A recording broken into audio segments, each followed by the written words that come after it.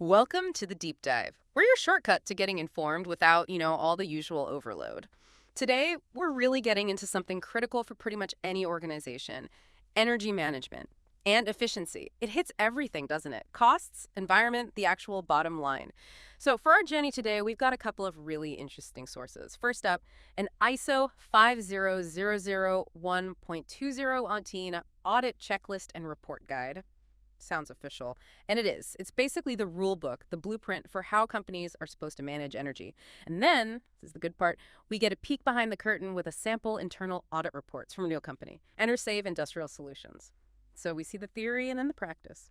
Right, our mission here is pretty clear. Let's unpack how these structured energy management systems actually work on the ground. What does it really take to meet a standard like ISO 5001? It's pretty demanding.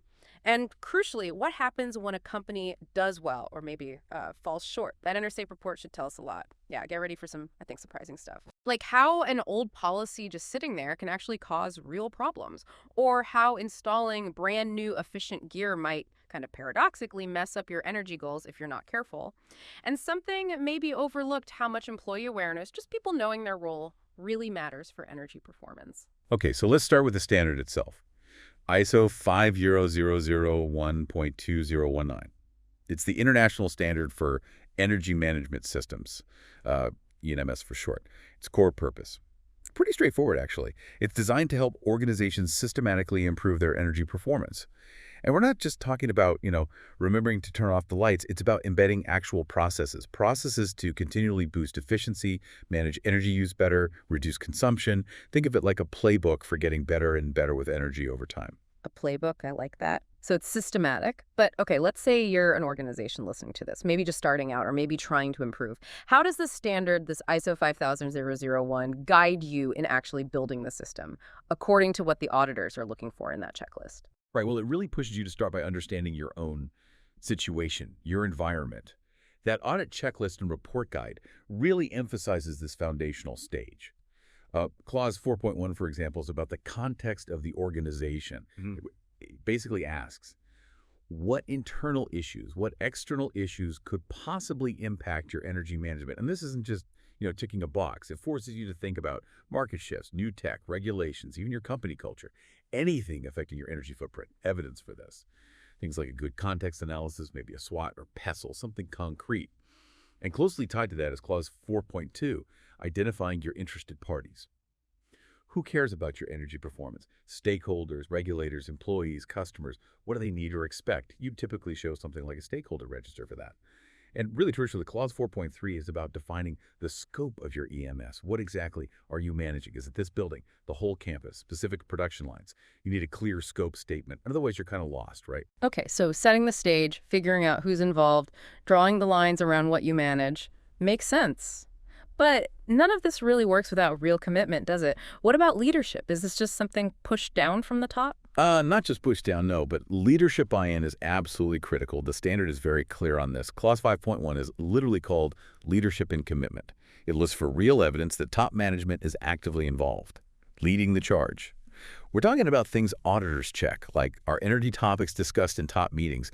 Are policies actually approved by them? Visible involvement is key. It sets the tone, ensures resources are there, and that flows right into Clause 5.2, the energy policy. This isn't just some dusty document on a shelf.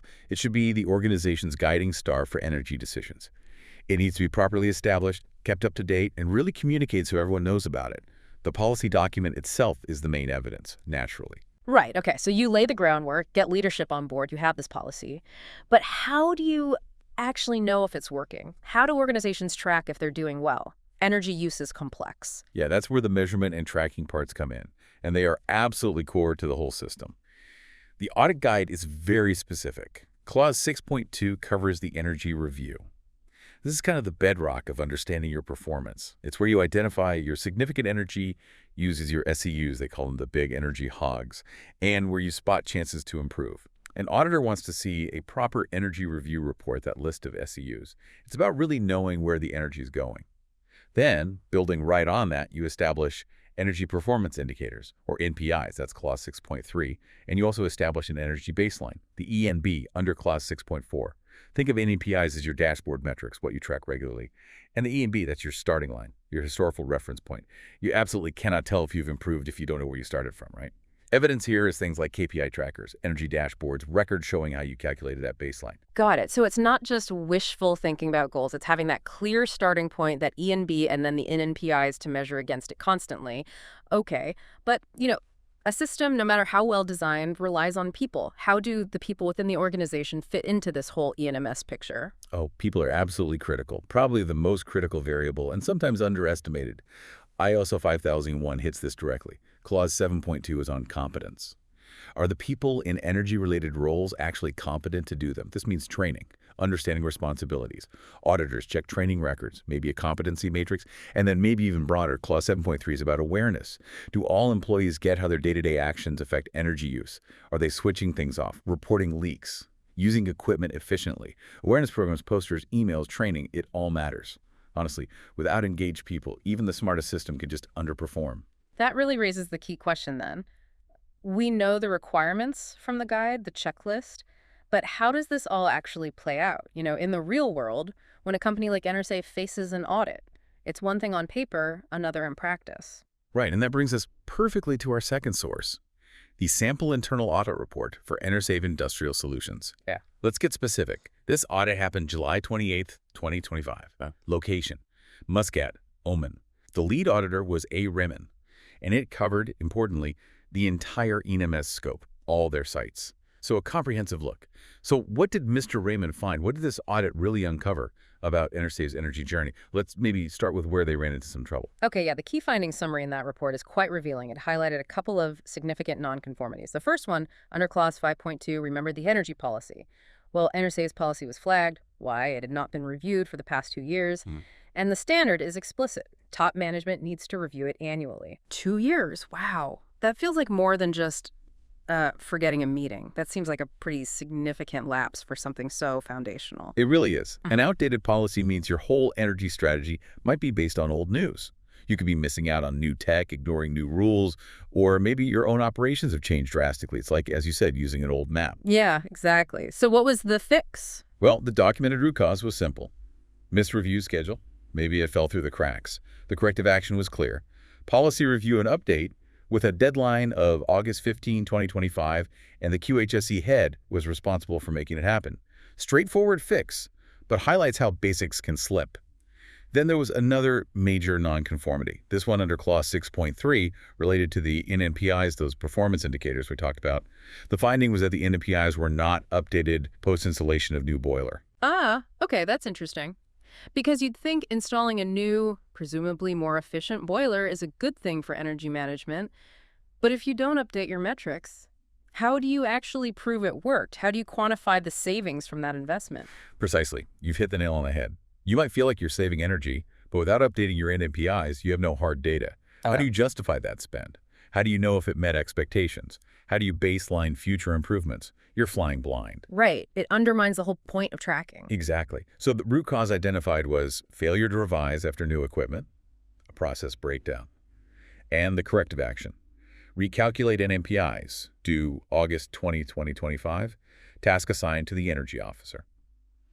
Beyond those big nonconformities, the audit also picked up on some other, let's call them key observations. Under Clause 7.3, awareness, remember. They noted low awareness of ENMS roles among operators. The recommendation was pretty direct. Conduct refresher training and awareness drives. Yeah, that makes sense, because saving energy isn't just about the big machines, right? It's also about what the operators do every single shift. If they don't get why shutting down a line properly matters for energy or how to optimize the setting, those small things add up massively across a whole workforce. Absolutely. It's culture as much as technology. Yeah. And another interesting observation was under Clause 9.1, monitoring and measurement. They found that while EnerSafe was doing monitoring, which is good, there was no analysis of variance against baseline. Yeah. So they had the numbers coming in, but they weren't really digging into why the numbers were different from the baseline or targets. So data collection is step 1, but understanding the story behind the data is step 2. And they were missing step 2. Essentially, yes. Just collecting data isn't enough. You have to analyze it, understand the deviations, figure out what's causing them.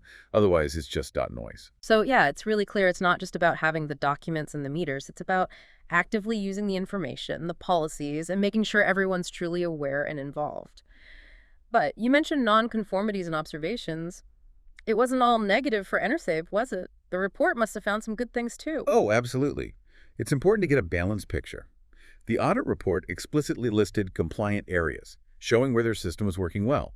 For example, their energy review, Clause 6.2, was found to be completed and well documented. That's a big positive. It shows they do fundamentally understand their energy use. Also, their internal audit process itself, Clause 9.2, was performed as per schedule. That shows commitment to checking up on themselves. And management reviews, Clause 9.3, were being conducted biannually, demonstrating that top management was engaged even if they missed the policy review one cycle. Plus, their overall system for managing documents and records, document control, Clause 7.5, was deemed effective. Okay, so that paints a more realistic picture. They had solid foundations, a working system in many respects.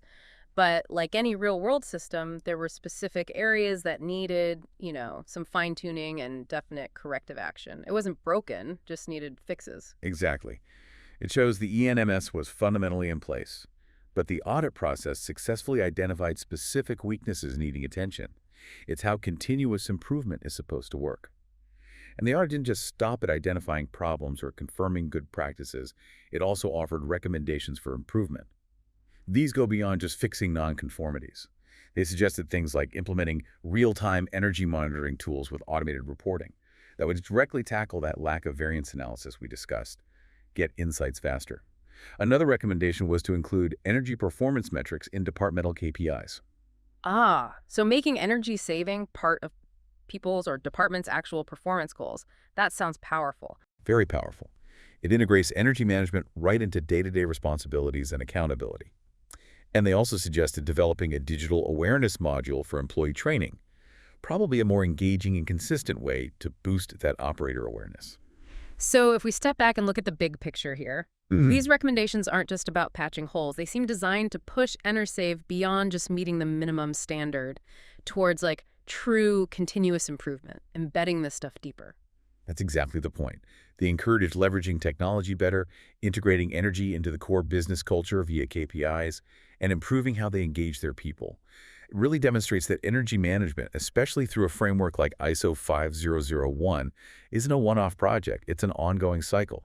An audit gives you that snapshot, finds the gaps, confirms strengths, and provides that roadmap for the next stage of the journey. It pushes for constant evolution. Right, a journey, not a destination. That seems like a good way to put it.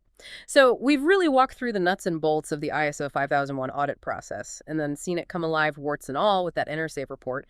It's pretty clear how having a structured approach like this gives organizations a concrete roadmap to manage energy better and, crucially, keep improving.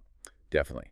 And I think what stands out from both the standard and the EnerSave example is that real success comes from combining things. You need those robust policies and systems, yes. You absolutely need vigilant monitoring and good data. But just as importantly, you need competent people who are genuinely engaged and aware of how they fit in. EnerSave's audit showed strengths and weaknesses across all those aspects. It's the interplay that counts. Well, we hope this deep dive into the practical side of energy management has been useful. Thanks so much for joining us. And maybe just as you go about your day, here's something to chew on. We've talked a lot about big organizations and international standards, but think about the core ideas here: setting goals, measuring progress, awareness, always looking for ways to improve.